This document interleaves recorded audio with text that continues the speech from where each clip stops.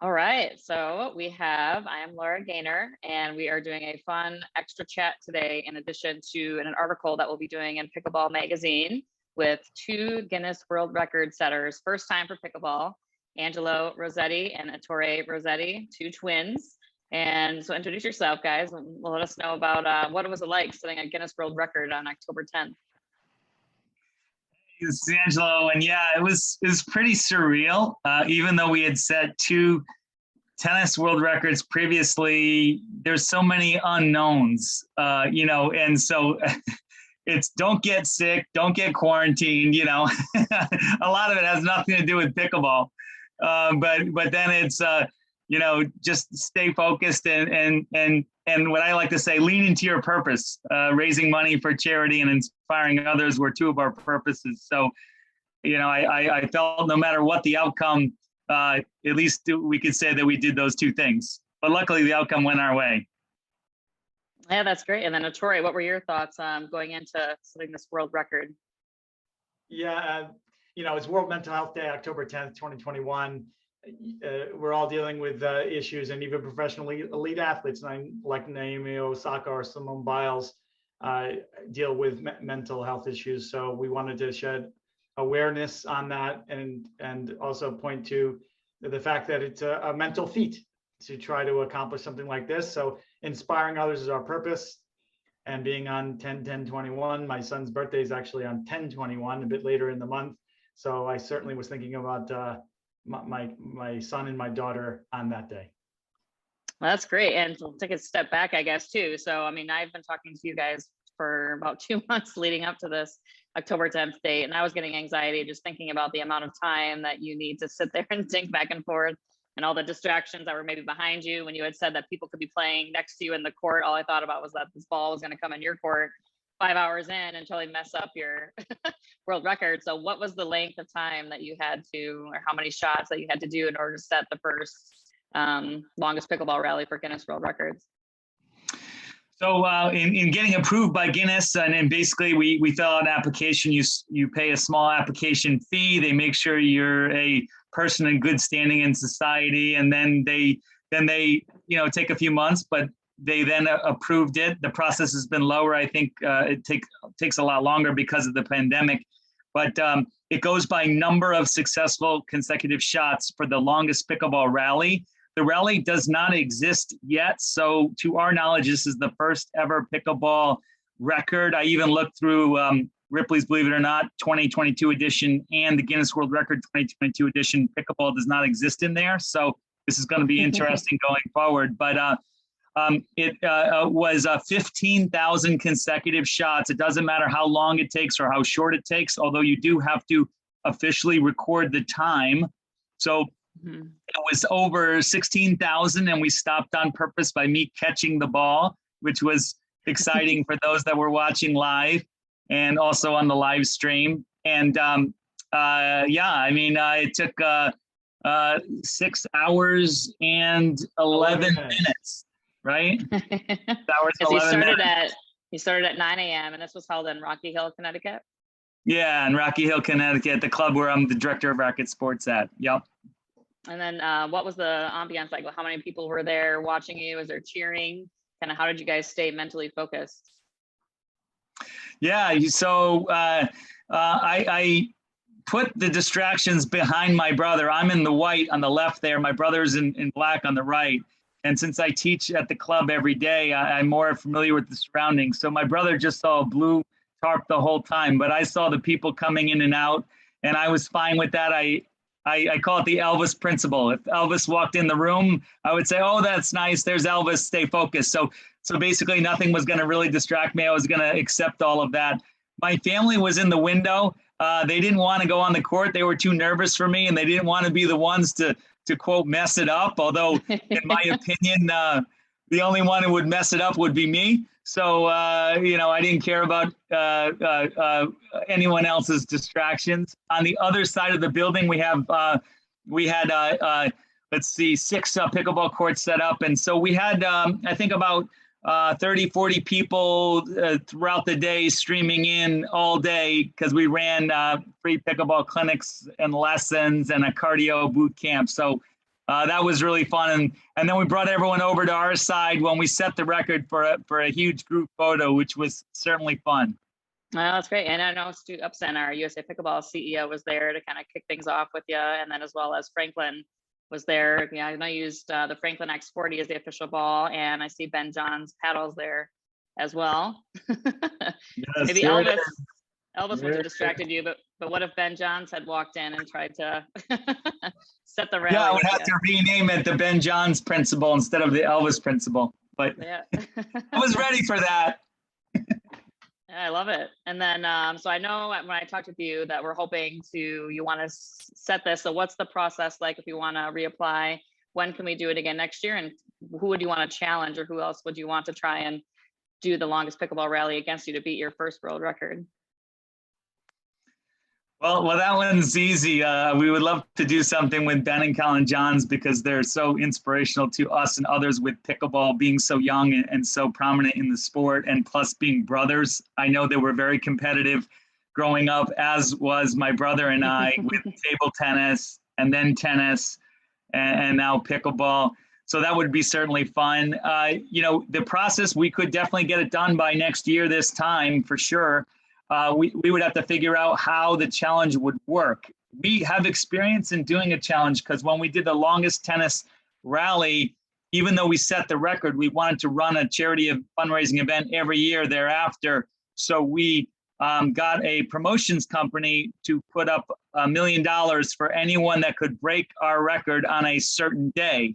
And we had a qualifying event. So we had 8 pairs of players do a rally in 1 hour without missing, and whoever got the largest number of shots would then qualify to try to break the record on that one particular day. So that's probably the way that we would have to orchestrate something like that. And then the other thing is, the longest volley rally, which is not letting the ball bounce. That is the record that we have currently to date in with Guinness. So maybe that could be a future record. Who knows? Yeah. And then Tori, kind of what was going through your head did you guys have any close calls where the ball was maybe not going to go where it was supposed to go? We did.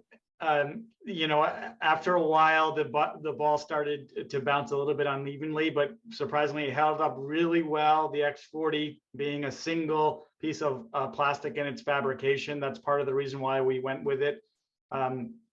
It's also a bit thicker, and even though there were some shaky bounces, what we'd call wobbly, we would say, hey, the ball's starting to wobble. We would watch the holes in the ball to determine the direction of the spin after the bounce. So that's how we recovered for some questionable bounces. Angelo's got the ball right over there. And we had one near miss after we broke 15,000. So we knew we had unofficially set the record. We kind of relaxed a little bit and we went an extra 1,000 just to be safe. So the unofficial tally is 16,046 strokes, which means 8,023 strokes each. That has to be verified by Guinness World Records. So it is not officially adjudicated quite yet. We're in the process of submitting all of the evidence. But I will say, I hit the net. There was a let cord. Luckily, it went over into the no volley zone. Angelo saved it. He got it back, and we continued in our pace. So, so that we could end with Angelo catching the ball, with us being identical twins with the identical score. And that was really symbolically important to us, that A, we had the same score, and that B, we could say we never missed. We ended the rally intentionally. Perfect. And then, so the process, because I know you said it's not official yet. So when do you hear, once you submit all of your video and official records with this rally, what's the next step to be in the Guinness World Book? That could take a few weeks to a few months. So we're patiently waiting, but also submitting the evidence. Because of the pandemic, we used to be able to send in DVDs and printed materials, but now everything has to be uploaded. So the entire rally, since it's more than 6 hours, takes a while to upload. So we're in the process of submitting the evidence. We will let you know as soon as it is official. We'll find out by email, and then also the certificate will probably come months later. Well, that's great. And then I know you guys have set records for tennis for Guinness World Records. And so are you still playing tennis? Do you want to start doing more pickleball tournaments? Kind of what's your pickleball future? Yeah, well, I currently am certified to teach beginners through advanced. I do coached advanced match play, which is really fun. And I involved my wife, Pam, and my daughter, Maddie, and my son, Andy, a little bit. And that's really fun. My brother and I played a tri-state tournament called the Bethpage Tournament in Long Island, and it was New Jersey, 6 teams from New Jersey, 5 doubles teams from New York, and 5 doubles teams from Connecticut. And that was a few months ago.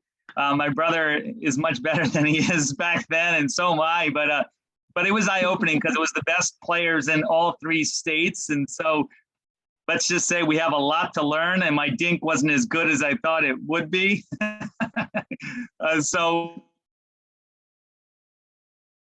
But it's such a very challenging sport, and it's very addicting because children and adults at any age or level can just pick it up and play right away. And the disparity is different than tennis. Tennis, a beginner, let's say a 2.5 player, really can't play with a 4.5 or 5.0 player. But in pickleball, you can actually make a go at it and have fun and crack jokes. And I love just the vibe around the whole sport and everyone I've met so far through it, as a player and as a coach. And my wife and I won the bronze medal in the Master Games in Connecticut a few months ago. And that was my first, official tournament with my wife. And then I played that one with my brother. So I've played 2 tournaments so far. I definitely see playing in the future with my brother for sure. And I would love to play on Bainbridge Island where pickleball was invented in the late 60s. I would love to visit that court someday and play there. That would certainly be fun. Yeah, that's great. And then Troy, are you going to be doing tournaments as well? I'd love to. We, in between our work schedule, so the charity for the event, I work at Save the Children. I've been there for 17 years, and they were the primary charitable beneficiary of the Rally for Charity. We've now conducted this event since 2007, just about every year or every other year, and this was no exception. So the rally and the sport was different, the cause was the same. We've raised more than $100,000 for Save the Children through all those years. This particular goal was really important and symbolic because it just so happened that Guinness World Record set the mark at 15,000 strokes. And in my work at Save the Children, child survival is so important. The average daily mortality rate is 15,000. So 15,000 kids under the age of 5 die of largely preventable or treatable causes like malaria, HIV, AIDS, pneumonia. There's now a malaria cure, by the way, treatment. So we hope is the number is actually that same number inspired us to set the very first tennis rally record, which was 25,000, the mortality rate at the time. So the good news is, in this past decade, the number has gone lower, but it's still not to 0. And that's the symbolic purpose of the event. So we're really proud of what we've done. We're still raising funds at rallyforcharity.org. Yeah, that's incredible. I mean, it's always great. We always like to see various pickleball events kind of really benefiting children and causes. And I know you two really have a goal too to kind of teach more youth how to play the sport as well with your coaching, correct? Yeah, that's for sure. Me getting into it, it was during the pandemic, and I heard a lot about it, and I just played with my family in our driveway. And I found that my son, who was 9 at the time, now he's 10, and my daughter 14, and my wife, all of us could play together and have fun with it. And I said, this is cool. I could see why those 3 dads invented the sport back then, because it's just fun. And I think you like the sound of the ball when you play pickleball. You actually like it and appreciate it. And if you don't play pickleball, then you don't really appreciate it as much. But what I found is tennis helps my pickleball. Pickleball helps my tennis. I think they don't need to be exclusive, but you can learn from both. And our mentor, Scott Wilson, had passed away of ALS, Lou Gehrig's disease, at only age 42. And that was really the purpose behind our charitable efforts to begin with, because setting a world record might sound easy, but just setting the charity event, we didn't hire staff. We do everything with volunteering our time. So there is so much that goes on behind creating an event that actual setting of the world record seems to almost be the least stressful part of it. That's the peaceful part, believe it or not. That's great. Yeah, so I mean, we're excited to kind of keep following you guys this year. And so we'll be having this feature here in Pickleball Magazine. And when you have to get ready to challenge whoever it is next year, we'll definitely have people, I'm sure, that are jumping in to sit there and dink for over 6 hours. So what do they have to just get? What do they have to hit next year in order to beat yours? Just more strokes, more time? Yeah, more than 16,046 shots. That's all. All right, everyone can start practicing. Let us know how it's going. And something that we're doing too with Pickleball Magazine is we're starting a feature called Destination Pickleball. So if you could pick one place in the world, anywhere that you want to go and play pickleball, where would you want to go? Angelo, we'll start with you. Anywhere that you want to? Oh man, well, Bainbridge Island and where it was invented would be one. Somewhere in Italy, like maybe in the Roman Colosseum, because my family is originally from Italy. I think that would be good. Maybe two gladiators duking it out. Oh gosh, that'd be incredible. What about the moon? Oh yeah, I mean, we might as well. Weightlessness. It would never bounce. It would be a lot easier. Yeah, we can figure that out. Yeah. Well, thank you so much, guys, and excited, and I'm so glad that you guys hit the record, because I was extremely nervous for you that day, just thinking about dinking it for that long, but excited to keep going. I hope we make it an annual thing, and also to continue to benefit Save the Children. So thanks again.